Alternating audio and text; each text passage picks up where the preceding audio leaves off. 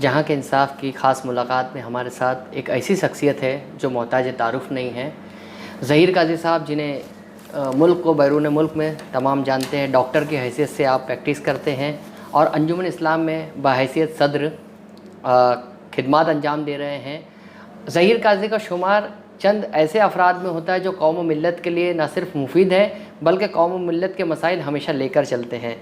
ऐसे ज़हीर काज़ी जो नौजवानों के लिए मशअल राह भी हैं, क्योंकि ज़हीर काज़ी ने जो अपनी तालीमी सफ़र का आगाज़ किया, उस सिलसिले में हम ज़हीर काज़ी से जानेंगे और नौजवानों के लिए रोल मॉडल की हैसियत से इनका जो इंटरव्यू हम आपके सामने पेश करेंगे। ज़हीर काज़ी साहब, बताइए किस तरह से आपने पहले एक घराने में तालीम हासिल की, फिर उसके बाद जो है आहिस्ता आहिस्ता जो है आपने अपने सफ़र को आगे बढ़ाया। आपका तालीमी सफ़र, आपकी ज़िंदगी में क्या नशे व फराज आए, वो तमाम चीज़ें बताएं आप।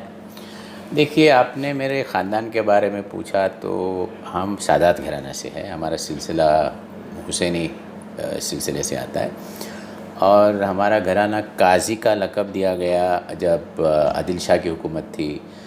तो उस दौर में इंसाफ़ किए जाते थे, बल्कि सिर्फ मुसलमान नहीं, हिंदू भाई भी इंसाफ़ के लिए आते थे। तो ये ख़ानदान एक इंसाफ़ पसंद ख़ानदान माना जाता था, जिसके बड़े बुज़ुर्गों ने खिदमत खल्क़ बहुत की है। तो वो चीज़ वारसे में हमारे आई और मेरा जो बुनियादी तालीम गोवा में हुआ और स्कूल के ज़माने से लेके कॉलेज से लेके मैंने बहुत मेहनत की पढ़ाई में और हमेशा नंबर 1 फर्स्ट रैंक आया करता था। लेकिन साथ साथ मैंने बहुत सारे दूसरे एक्टिविटीज़ में हिस्सा लिया।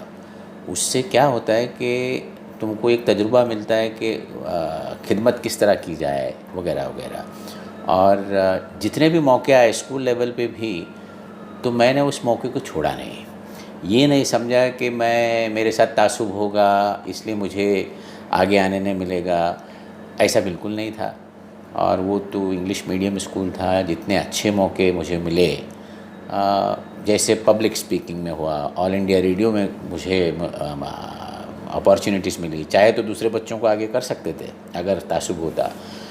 तो ये जो हमारे ख़ानदानी एक रिवायत थी कि पढ़ाई में आप अच्छे होना चाहिए और साथ साथ आपका जो बिहेवियर होना चाहिए वो इस्लामिक तौर से होना चाहिए। और हमारे इस्लामिक फंडामेंटल्स बड़े मजबूत थे। यानी हम हुज़ूर पाक सल्लल्लाहु अलैहि वसल्लम के जो दिखाए हुए रास्ते पे चलना, ये हमारा फैमिली का हर शख्स को था।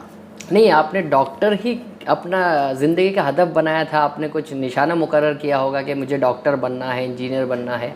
आपने कुछ तो सोचा होगा बचपन में? नहीं, बचपन में ऐसा हुआ था कि हमारे वालिद चाहते थे उस ज़माने में कि आप ICS बनो। उस दौर में IAS का दौर नहीं था। जी जी। बोले आप कलेक्टर बन सकते हो वगैरह वगैरह। यानी मैं 1960 के 60 70s की बात कर रहा हूँ जी।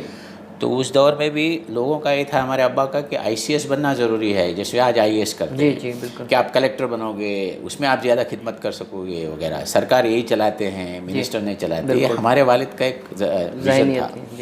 तो मेरे दिमाग में बात थी। लेकिन हुआ ऐसे कि जब मैं 6th स्टैंडर्ड में था तो हमारी एक हिंदी की टीचर सरिता बोरकर एक दिन क्लास में आके उसने कहा कि देखिए, आपको एक रोल मॉडल तय करना होगा जी। तो उस दौर में रोल मॉडल महात्मा गांधी, जवाहरलाल नेहरू, ऐसे रोल मॉडल जो हासिल करना बहुत मुश्किल था जी।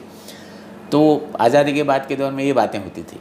तो उस टीचर ने कहा कि तुम्हारे लिए रोल मॉडल मैं देती हूँ आपको, कि आपसे 2 साल सीनियर जो बच्चा, हम 6 में थे वो 8th में था, रॉकी डिकोस्टा जिसका नाम था, कहा कि ये बच्चे को देखिए, इसके वालिद गुजर गए, इसकी माँ तरकारी बेचती है और ये 10 किलोमीटर चल के आता है और ईसाई बच्चा है, उसकी हिंदी मराठी पढ़ने में आप देखिए इतनी बेहतरीन है और कैरेक्टर में एकदम बेहतरीन, हमारे स्कूल का फास्ट बॉलर था वगैरह वगैरह। तो बोले इसको ऑलराउंडर बोलते हैं। ये देखिए कितनी मुश्किलात से आता है, ये रोल मॉडल होना चाहिए। तो मेरे दिमाग में वो बात बैठ गई कि ये रॉकी डिकोस्टा अपना रोल मॉडल हो जाएगा। तो हमारे उस दौर में SSC में 11वीं तक होती थी जी। तो 10th में हमारे स्कूल का बेस्ट ऑलराउंडर अवार्ड दिया जाता, मिस्टर अल्मेडी। वो पहली बार रखा गया था, तो वो रॉकी डिकोस्टा को मिला जी।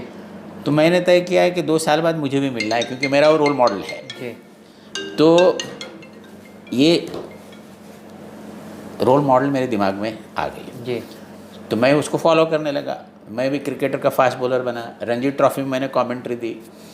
तो वो एसएससी पास होने के बाद उसने साइंस ली जी और साइंस लेके उसको गोवा मेडिकल कॉलेज में दाखिला मिला। जी तब मैंने तय किया कि मैं डॉक्टर बनूंगा, जी नहीं तो मेरे दिमाग में वो आईएएस आईसीएस की बात थी। जी तो वो जिस तरह से वो चलने लगा उस तरह से मैं भी। तो जब हम कॉलेज में मिले मेडिकल कॉलेज में तो उसने कहा कि तुम मेरे से बेहतर होना चाहिए। जी तो वहाँ पे हर चीज़ में मैं आगे आगे रहा, मुझे मौके मिले, क्रिकेट में मिले, पब्लिक स्पीकिंग मिले, वहाँ के यूनियन का मुझे प्रेसिडेंट बना गया, शायद एक ही मुस्लिम जी पूरे मेडिकल कॉलेज में। कहाँ तासुब है? तो जब आपके पास अगर सलाहियत है जी तो उसको पूरी तरह से आपने पूरा उतरना चाहिए, 100%। मुस्लिम नौजवानों को क्या पैगाम देंगे आप? मुस्लिम जवाना मेरा जो तजुर्बा है मैं आपको बताता चलूँ। जैसा मैं फिर बम्बई में आने के बाद नायर हॉस्पिटल में जब एमडी का मैंने रजिस्ट्रेशन किया रेडियोलॉजी के अंदर, जी तो मैंने बहुत मेहनत की। यहाँ तक कि इमरजेंसी ड्यूटी जो दूसरे डॉक्टर की होती थी वो मैं ले लेता था, वो घर जाते थे। जी तो ये मेहनत जो की ना, वहाँ के हेड ऑफ़ द डिपार्टमेंट ने मुझे रेकमेंड किया बॉम्बे हॉस्पिटल में जी कि ये बच्चा बहुत मेहनत कर रहा है, अच्छा है। जी मारवाड़ी हॉस्पिटल में कभी किसी को लेते नहीं यानी बहुत मुसलमान नज़र नहीं आते। यानी मुसलमान नज़र नहीं तो वहाँ के हेड ऑफ़ द डिपार्टमेंट में आके पूछा और कहा इस बच्चे को मैं ले जा रहा हूँ। तो मेरा तो करियर बन गया। बॉम्बे हॉस्पिटल में जाने के बाद वहाँ भी मेहनत की तो डॉक्टर्स क्लब का सेक्रेटरी बनाया गया और वहाँ बड़ी शोहरत मिली मुझे। और मैं उनके हॉस्टल में रहता था, वेजिटेरियन खाना खाने का। लेकिन वो कहते थे कि देखिए ये मुसलमान को देखिए ऐसे भी होते हैं। तो मैं बोलता ऐसा नहीं, सभी ऐसे होते हैं, आप जानते किधर। अच्छा। तो ये तासुब कहीं नहीं आया। अच्छा। तो मेरा कहना ये है कि आप में अगर काबिलियत है और 100% आप अगर एफर्ट्स दोगे तो मैं चाहूँगा हर मुसलमान बच्चा 100% नहीं 110% आप अपना परफॉर्मेंस दीजिए, आपको कोई ना रोकेगा। यानी आपका निशाना जो है वो मुकर्रर होना चाहिए, आपका ये कहना है? बिल्कुल, ये आपको तय करना चाहिए कि आपकी मंजिल क्या है और वो मंजिल में पहुंचने के लिए जितने मुश्किलात का सामना करना पड़े करना चाहिए आपको। किसी के लिए सब आसान नहीं है। मैं ये नहीं कहूँगा कि मेरा सफ़र दौर बहुत ही आसान था, बिल्कुल नहीं था, लेकिन मेहनत की। यानी कौन सी दुश्वारी पेश आई? यानी कुछ दुश्वारी भी पेश आई होगी? दुश्वारी में ऐसा है, देखिए दुश्वारी में ऐसा होता है कभी कभी कि कंपटीशन का दौर है तो कहीं ना कहीं ऐसा होता है कि 19-20 होगा तो आप रह जाते हो जी। तो एक दो बार कहीं होने के बाद मैंने पूरी कोशिश की कि मैं उसको चैलेंज करके लूँ। और वो चैलेंज जब आप लेते हो जी तो ऐसा होता है कि आप बहुत मेहनत करते हो जी। तो सामने वालों को भी दिखता है कि ये बच्चा किसी भी मज़हब का हो, किसी भी रीजन का हो, लेकिन काबिलियत तो इसमें है।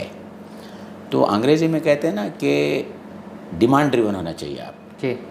यानी लोग आपका डिमांड है, सप्लाई नहीं है तो आपको पहले बुला लेंगे। मिसाल के तौर पे मैं 1980 की बात कर रहा हूँ। उस दौर में बड़े मुश्किल से कोई बॉम्बे हॉस्पिटल हिंदुजा में मुसलमान डॉक्टर भी था, तो उस दौर में मैं था जी। और जब मैं मेरी हायर स्टडीज़ में अमेरिका में गया तो मेरी हायर स्टडीज़ के लिए भी मेरा रिकमेंडेशन मेरे बॉम्बे हॉस्पिटल के डॉक्टर ने दिया जो मेरे हिंदू भाई थे जी। उनके रिकमेंडेशन में मुझे फेलोशिप मिली यूएस में, जो बहुत डिफ़िकल्ट थी। और मैं आने के बाद मुझे बॉम्बे हॉस्पिटल और हिंदुजा दोनों पूछ रहे थे हमारे यहाँ हो तुम्हारे यहाँ हो, नहीं तो होता क्या है रांग में खड़े रहते हो।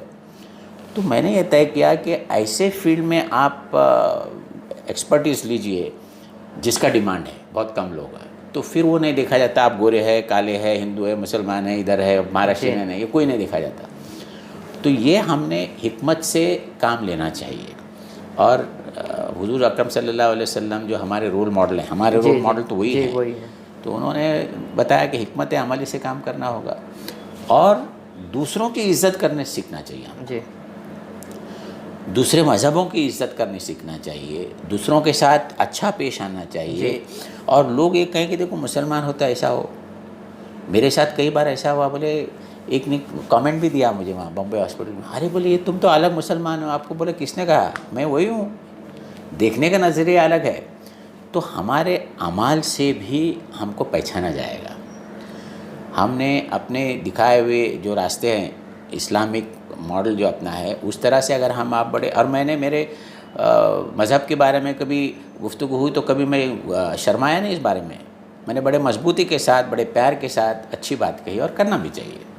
ये तो ज़हीर काजी साहब ये बता रहे थे कि किस तरह से नौजवान जो हैं मुल्क में अपना कौम और मुल्क का नाम रोशन कर सकते हैं। जिस तरह से ज़हीर काजी साहब की ज़िंदगी में कई नशिब व फराज आए, उन्होंने कई चैलेंजिंग का सामना किया, उसके बावजूद उन्होंने हार नहीं माना।